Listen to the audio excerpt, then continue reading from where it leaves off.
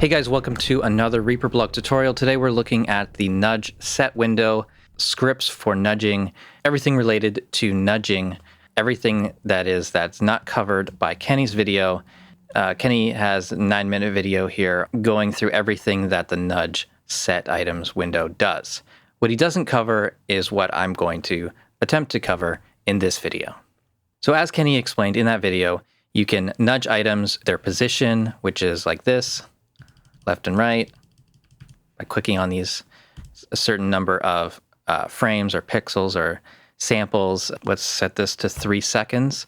We'll nudge right, and it jumps over here. We can have this snap to the unit or not. So if I have got this in between and I nudge it to the left, it's going to move it 3 seconds earlier and not put it onto the grid line. So it's totally up to you what you want to do with this.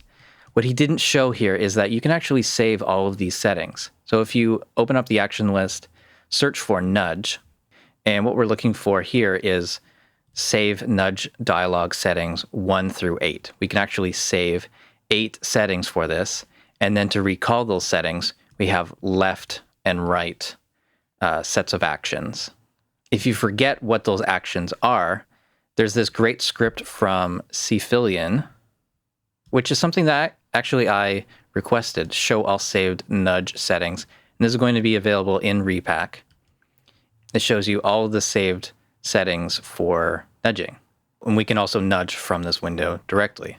So I have nudge position 1 frame as my saved nudged setting for number 1.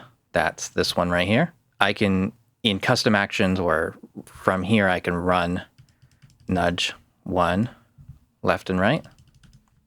And I haven't used all of these, but I use a bunch of them in custom actions. So I have one here that's nudge the content by 2 milliseconds.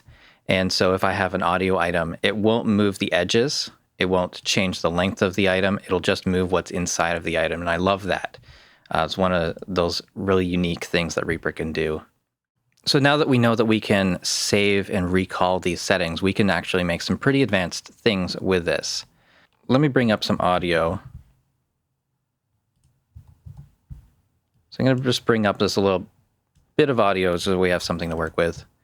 I'm going to split it right there, and I'll show you what that nudging contents does. And I'll do it through a custom action that I have assigned to a MIDI controller. So here I'm moving my MIDI controller.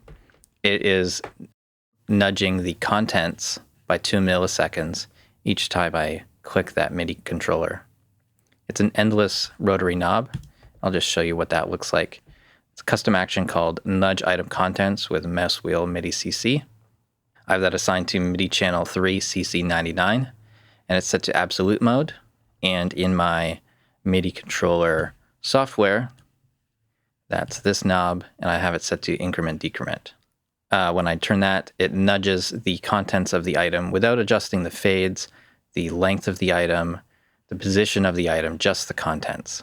I have another one that changes the fade shape.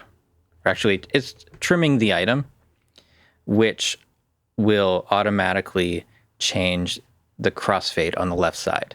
So I use this a lot for drum editing, and with some effort, I could make that crossfade symmetrically. But for the type of work that I do, it makes more sense to just usually fading out the end of a drum hit. So trimming the left edge of the selected item works really well. And something I just figured out is that I could move the position of a crossfade. And that was something that was incredibly difficult to do, but I'll show you how to do that here. But first, let's go back to that nudge item contents with Mousewheel. And here is that custom action. Skip next action if CC parameter is less than 0. And then you're going to use that saved nudge dialog setting, which was nudge contents by 2 milliseconds. And then skip next action if it is larger than 0. Basically, when you move the MIDI controller, it's going to give you a -1 or a +1.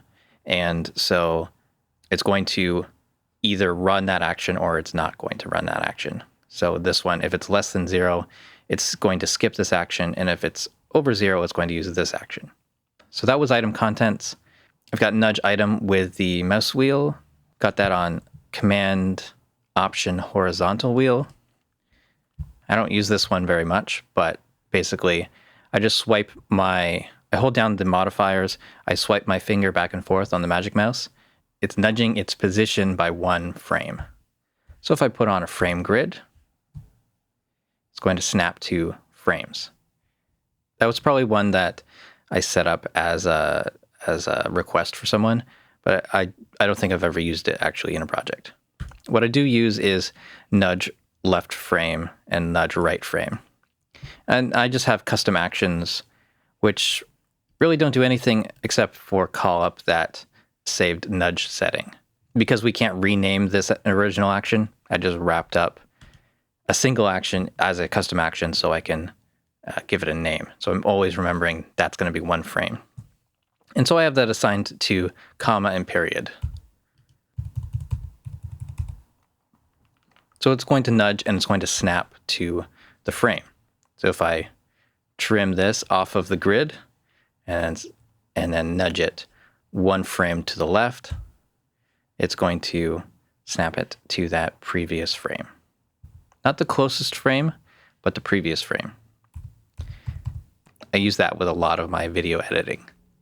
Nudging crossfade is one of the difficult ones that I figured out. And this is, again, it's using that skip next action if CC parameter is less than 0 or more than 0.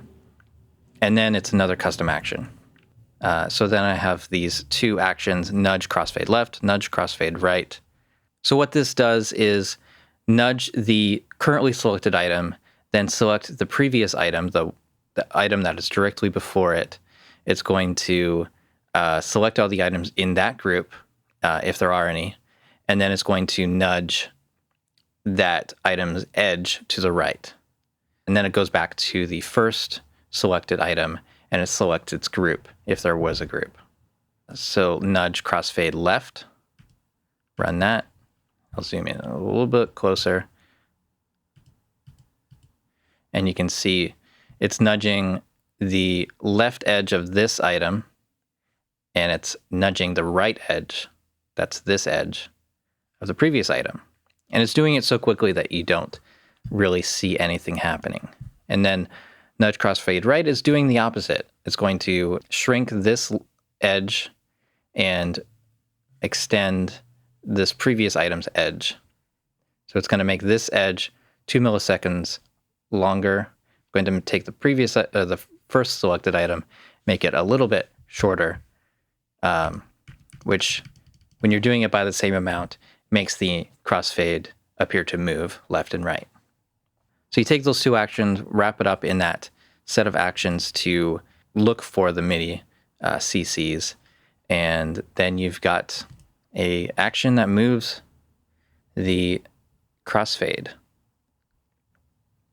with a MIDI controller or with a mouse wheel. So that's all I wanted to share with you guys today. A bunch of different actions for nudging.